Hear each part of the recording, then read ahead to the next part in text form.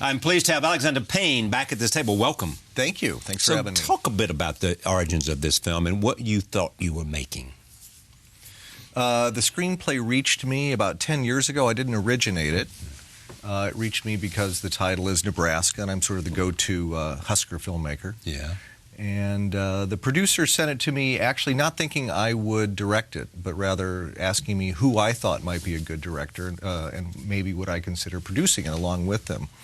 And I read it, and I liked the humor, and I liked the sadness. I liked the fact that it would get me back into rural Nebraska, shooting, which I had not done since About Schmidt. Yeah. And so it's hard for me to say what I thought I was making. In my mind, I always tell myself, well, I'm just making a nice little film, nice little comedy.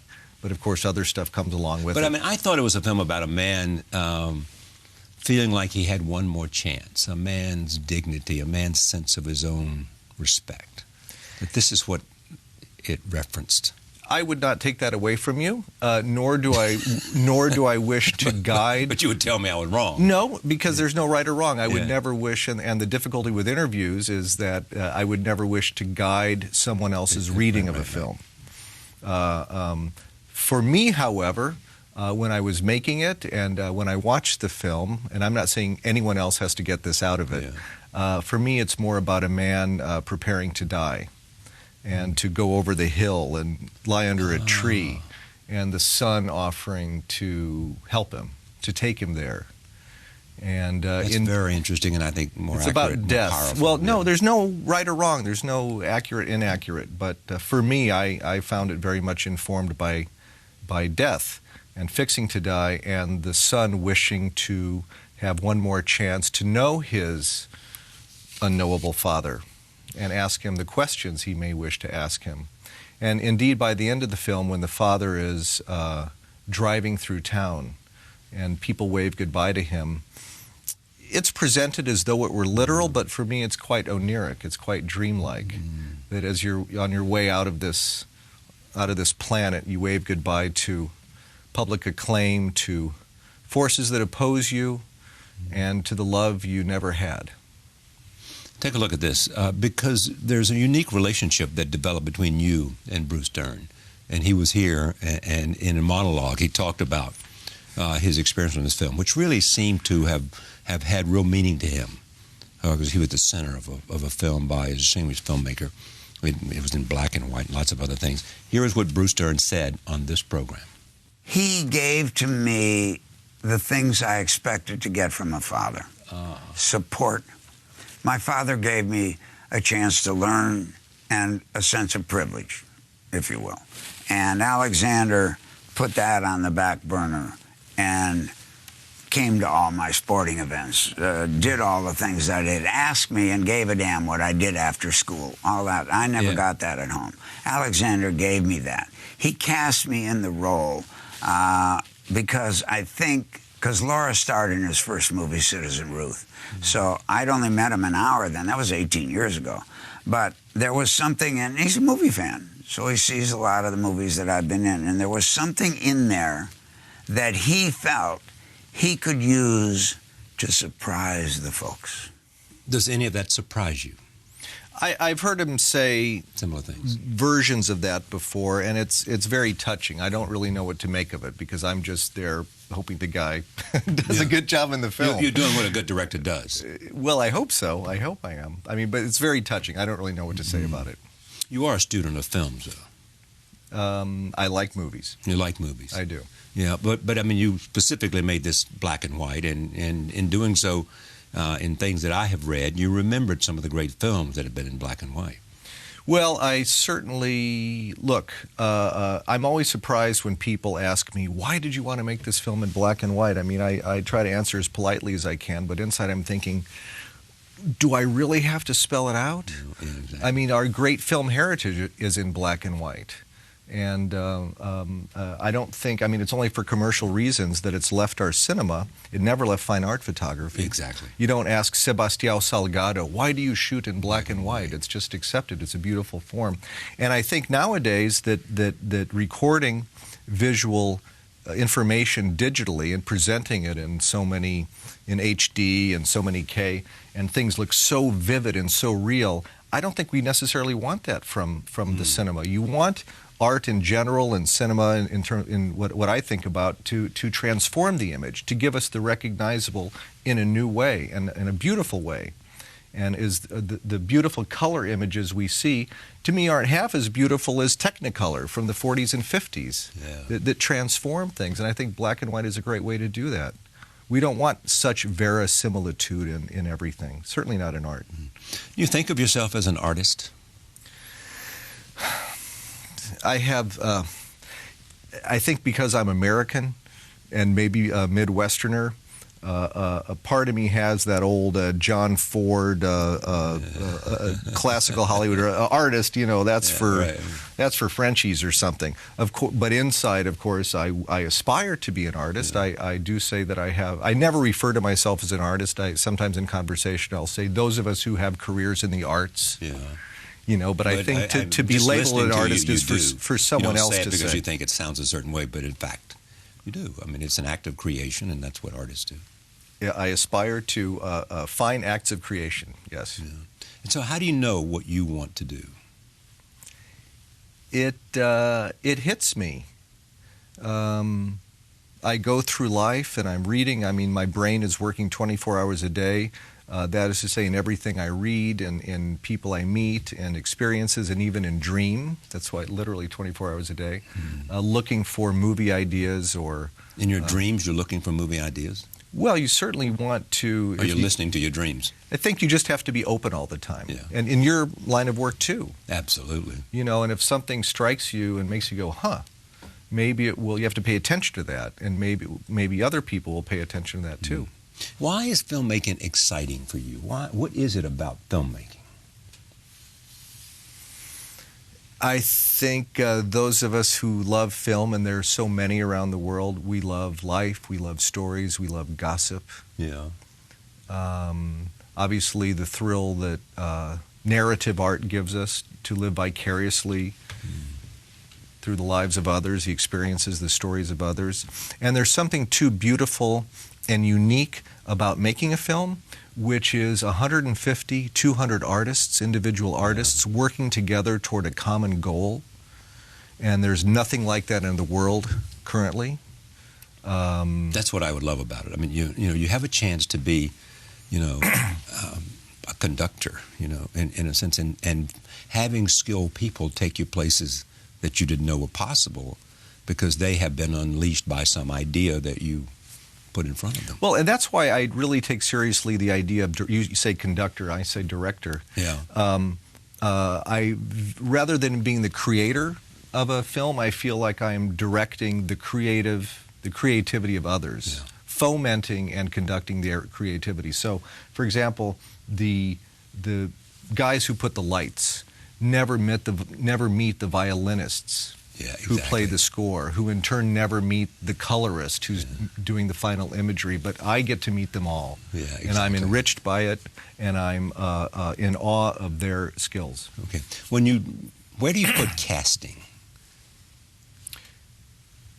All components of narrative cinema are of equal importance, but first among equals are screenplay and casting.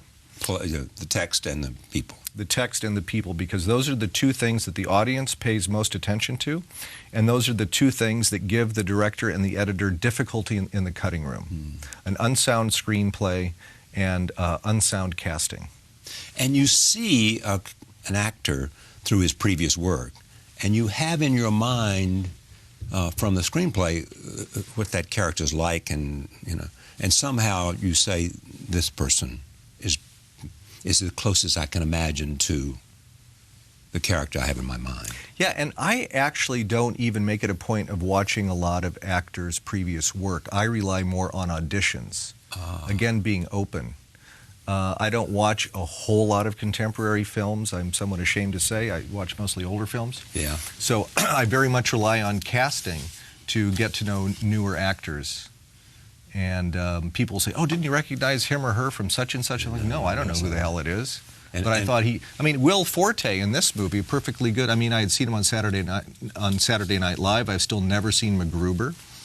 I hear it's not a great movie, what he explains, but really, really funny.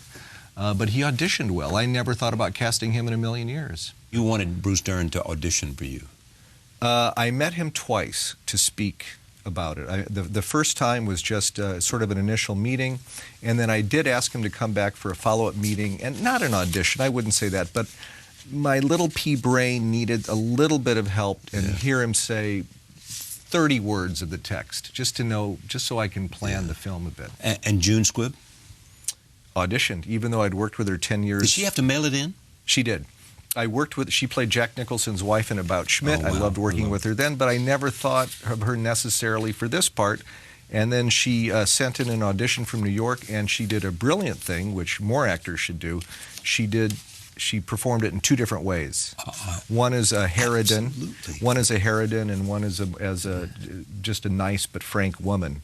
And it implies I can do it these ways, or I can do it any way your little brain can ask me to do it. So that's a brilliant thing for actors to do.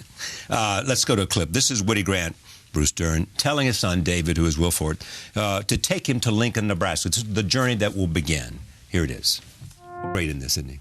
I think he's excellent. What did he bring for you? He has, number one, I believe him. When he sent in an audition tape, and then when I had him come into the office, I believed him. He felt as though it was someone from high school whom I'd run into at the grocery store in Omaha. There's just a familiarity about him, and I thought others would feel that too. And also, Will Forte has a natural sweetness that I think comes through on screen. Someone wrote about you and said your characters, they described them as Rumpled sorts, beached males, and people who've become waylaid on life's highway, stop somewhere short of their own expectations. Does that resonate with you? I think it started with my co-writer Jim Taylor and me, that somehow the middle-class guy who is experiencing a discrepancy between who he would like to be and who he is became for us kind of a comic archetype. And maybe that's what that writer don't you is think referring to. That's the vast majority of people, I think. Well, I think so too. You know, I think they represent humanity. Well, I get asked sometimes, why do you have such flawed? Here's the typical question: flawed protagonists. I think, well, who's a perfect protagonist? Exactly right. Yeah, I mean, and you never know what's in somebody's mind in terms of their own expectations. Yeah, you know, and only they know how much of those things. I mean, sometimes your life can be much more surprising than you ever imagined. It could be 10 times better than you ever imagined. All the things simply because, you know, it was a life that you couldn't have either expected or imagined. Those are the lucky Maybe people. you know, I mean, you have any idea that when you know, and my life has you been was a filmmaker? Yeah, my life is a whole lot like the way I make a film, which is I have an idea, not a certainty in that American way. I know I'm going to, you know, who the hell wants to think like that? But start to go in a direction and then be open and take opportunities when they appear. With your success, are you convinced that there's a place for filmmakers like you? Say what you mean by filmmakers like me. Someone who is telling these kinds of stories that you tell, stories that are personal and meaningful. You're not doing, as you once described, you know, I mean, car chases and things like that. Whether it's about wine, or whether it's about Schmidt, or whether it's about Descendants, or whether it's about I have nothing against Nebraska. I have nothing against a good car chase. Yeah. But look, I'm interested in... How many car chases have you had in your films? 0 so far. Okay. But look, I was a teenager in the 1970s, which many people have identified as our last golden age of American movies. And those films which we now consider classics... Godfather and many of them. Yeah, but even much smaller films, the human films, they were about people. Those today would be considered more independent films or art films. And now the studios are making Roger Corman films. I mean, everything has completely reversed. Because at that time, he was the independent doing the quirky thing. And now the studios are making the big car chase films. However, look, I remain optimistic. I get to make the films I want to make. My budgets have to be low. But look, David O. Russell just had, you know, the studio spent $40 or $50 million on American Hustle, and it's now made $200 million, and I'm all for that model, that he has glamorous stars doing interesting, intelligent things, and they're making money off it. So I think there's always a place. Look, I want to see American movies about Americans, not always American movies which are cartoons, easily digested by the rest of the world. And not to say we don't have a place for them, but we need cinema. It's the art form everybody loves most to give us context and to mirror our experience in some way. And I want American films about Americans the same I want French films about French, Greek films about Greek. We need that. And in doing that, what's the essence of the relationship between a director and an actor? When the relationship between a director and, let's say, a lead actor, who may be an alter ego, in the case of, for example, John Ford and John Wayne, or Fellini and Marcello Mastroianni. Yeah, exactly. I mean, a very close relation, Kurosawa and Toshiro Mifune. Or not a lead, I mean, not an alter ego, but still that lead actor is team captain of the other actors.